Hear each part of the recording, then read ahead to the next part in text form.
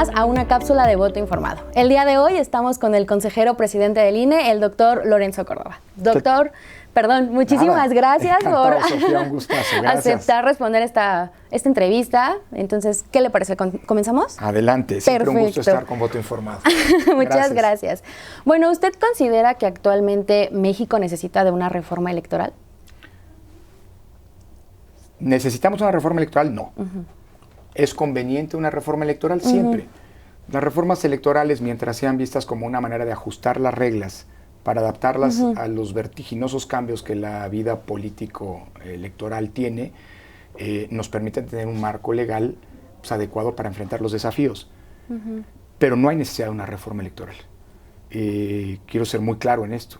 Con las reglas que hoy tenemos y que nos han permitido transitar pacíficamente con las elecciones, con elecciones locales y federales desde 2015 hasta la fecha, las reglas de 2014, podemos sin ningún problema enfrentar las elecciones de 2020 y particularmente las elecciones de 2021. Así que sí hay cambios que ocurran, pero siempre bajo una lógica de perfeccionamiento de lo que hoy tenemos, no de refundar el sistema electoral, pero sobre todo bajo la premisa de no dar ni un paso atrás en las conquistas democráticas que hemos conseguido, ¿no? ¿Cuáles considera usted que son los pros y los contras de esta propuesta presentada por el Grupo Parlamentario de Morena? Primer dato, no es una propuesta del Grupo Parlamentario de Morena y no es una propuesta de Morena. Te lo digo porque en algún momento yo lo planteé y la presidenta de Morena me dijo, y varios legisladores me dijeron, esa es la propuesta de un legislador de Morena. Dicho lo anterior. Perfecto. Una propuesta interesante, sin lugar a dudas.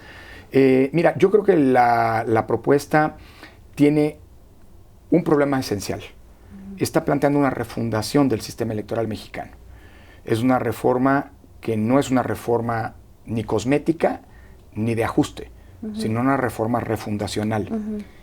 Y creo que el problema de reformas de esta naturaleza es que estas tienen sentido cuando el sistema no funciona, no cuando el sistema funciona. Los norteamericanos particularmente dicen que si funciona no lo arregles. Si algo funciona no lo arregles. Y lo nuestro funciona. Mi preocupación fundamental es esa, porque sería, dado que se plantea desaparecer a los organismos públicos locales electorales, refundar al INE, porque el INE tal como hoy está concebido y estructurado, como está diseñado para las funciones que hoy tiene, no para suplir a los soples en las funciones que a ellos les corresponde. Y eso implicaría reinventar al INE, reinventar el sistema electoral, y creo que cuando el sistema ha probado ser eficaz, nos ha permitido paz pública, nos ha permitido recrear la pluralidad y nos ha permitido un índice inédito de alternancias, que eso significa que el voto tiene las garantías para ser emitido de manera libre, la refundación puede terminar siendo algo que se asemeje a ese dicho popular de que puede salir más caro el remedio que lo que se quiere mejorar, ¿no? ¿Cuáles considera que son las urgencias o prioridades que debería de atender una reforma electoral? Yo creo que la prioridad fundamental de una reforma electoral debería apuntar hacia la simplificación de las reglas, de las regulaciones que nos hemos dado. Pero yo te diría que digamos, los puntos que una reforma electoral, si la hubiera, no puede afectar, porque implicarían retrocesos en clave democrática, son esencialmente la vulneración de la autonomía de las autoridades electorales, 1. 2, vulnerar o eliminar aquellos procedimientos que hoy son fuente y garantía de la certeza en las elecciones. 3, alterar las reglas que hoy permiten equidad en las condiciones de la competencia, porque es gracias a la equidad que se ha permitido, digámoslo así, hemos podido contar con fuerzas políticas competitivas en los procesos electorales.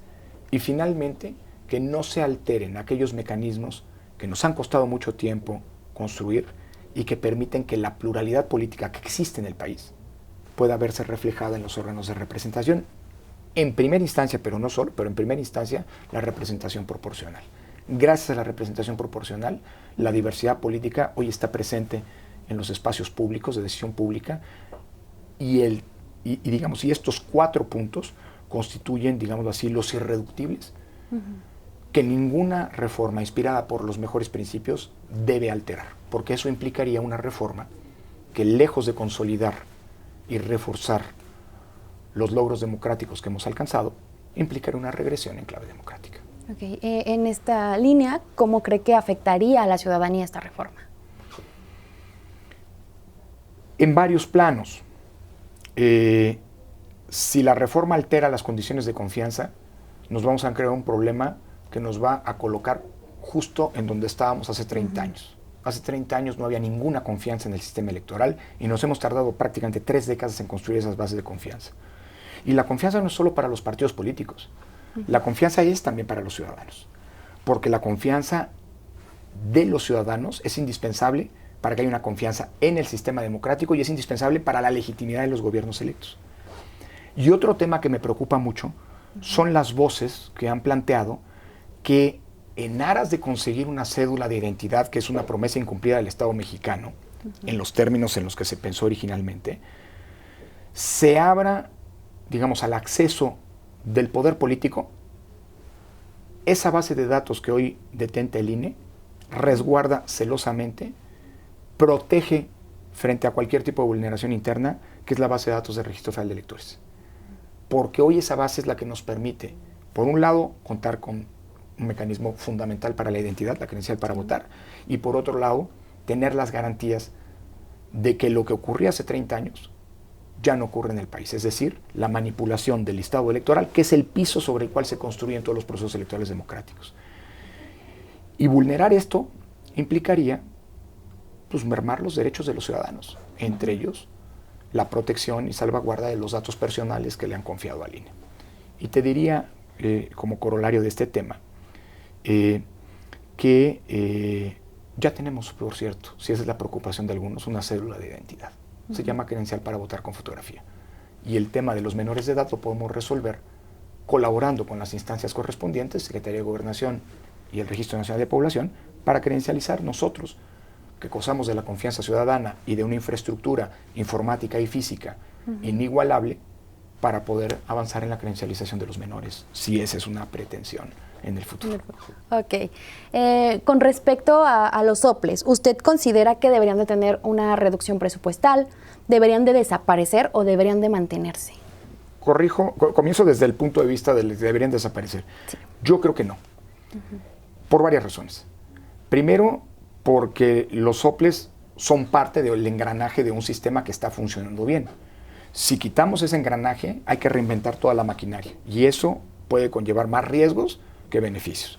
Segundo, porque no es cierto que los soples no cumplan una función o que haya duplicidad de funciones. La ley es muy clara en establecer qué le corresponde al Instituto Nacional Electoral en los procesos electorales locales y qué le corresponde a los soples.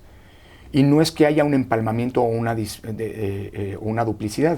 Hay la necesidad, eso sí, de una compleja, no sencilla, pero que con el paso del tiempo se demuestra bien lograda coordinación entre ambas instancias, el INE y los soples. Segundo, ¿se puede abaratar el costo? Sí, claro que se puede abaratar el costo, pero no es desapareciéndolos como nos vamos a abaratar. Porque desaparecer a los soples simple y sencillamente implicaría incrementar el costo del INE, prácticamente en la misma proporción que implicaría el ahorro para los erarios locales, el costo que tienen los soples. Digamos que es una reforma que no toma en cuenta que lo único que provocaría es que lo que hoy pagan los erarios en cada uno de los 32 estados lo tendría que pagar ahora la federación. Y claro que se puede avanzar, por ejemplo, en generar parámetros del tipo, de estructuras tipo a los que te podrían ceñirse los soples, tabuladores con mínimos y máximos respecto, por ejemplo, del salario de los funcionarios, criterios generales de una buena administración que podrían mejorar el sistema que hoy tenemos. Pero vuelvo a insistir, no es un mal sistema y lo más importante, hoy funciona. Entonces no lo alteremos porque nos puede colocar en una situación de riesgo. Claro. Ya por último, para concluir, ¿con la propuesta actual de esta reforma considera que la democracia en México está en riesgo? Si pasa en sus términos, hay una serie de preocupaciones porque es una reforma que plantea alterar esos 4 o incidir en esos 4 pilares que desde mi punto de vista son conquistas democráticas de la sociedad mexicana y desde ese punto de vista se vuelven irreductibles si lo que queremos en el futuro, pero esa es otra historia, Sí, lo que queremos es robustecer y fortalecer nuestro sistema democrático. Si se quiere otra cosa, pues bueno, se mide con otra vara. Claro. Pues eso sería la conclusión de estas preguntas. No sé si Gracias. guste agregar algún comentario. No, agradecer mucho los esfuerzos que siempre Voto Informado, que es un aliado estratégico para el Instituto Nacional Electoral, ha venido desarrollando. Y bueno, ahora con esta contribución en la discusión que hoy nos ocupa. Muchas gracias. No, muchísimas gracias a usted por seguir participando con Voto Informado. Al contrario, gracias a ustedes y muchas felicidades. Gracias.